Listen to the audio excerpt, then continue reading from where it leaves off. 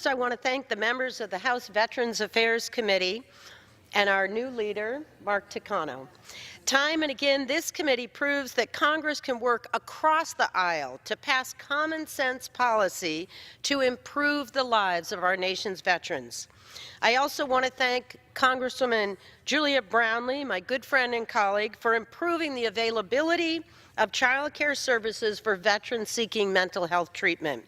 That is why I'm a proud co-sponsor of H.R. 840, Veterans Child Care Assistance Act, and it's also why I proudly offered this amendment.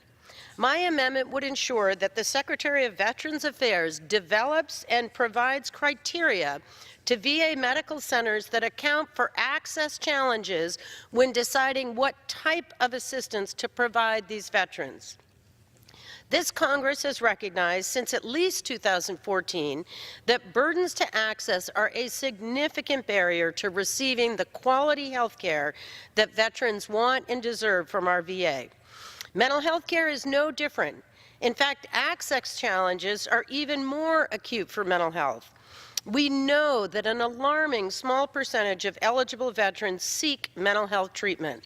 And we know that the veterans community is in a crisis over suicide.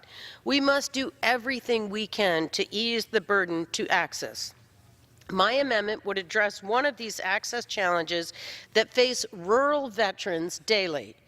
It's tough enough for veterans in my home state of New Hampshire that have to drive hours, sometimes through rain or snow, to receive the high-quality services at VA medical centers. They should be afforded the opportunity to place their children at child care services closer to home to ease at least one burden, caring for the child while traveling. But my amendment would also require the VA to provide child care assistance that is convenient to the veteran rather than the contracting office.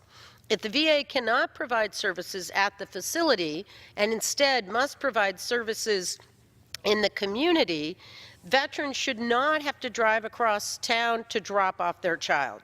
Child care assistance should be provided in a way that eases burdens, accounts for geography, and long driving distances. In requiring the Secretary to develop criteria, my amendment will force consistency in furnishing this benefit, and more importantly, require the Department to really consider what it means for veterans seeking mental health care while also actively caring for their children. I urge my colleagues to vote in favor of this amendment, and I thank you again for the wonderful work you do on behalf of our nation's veterans. Mr. Speaker, I reserve the balance of my time. The gentlewoman reserves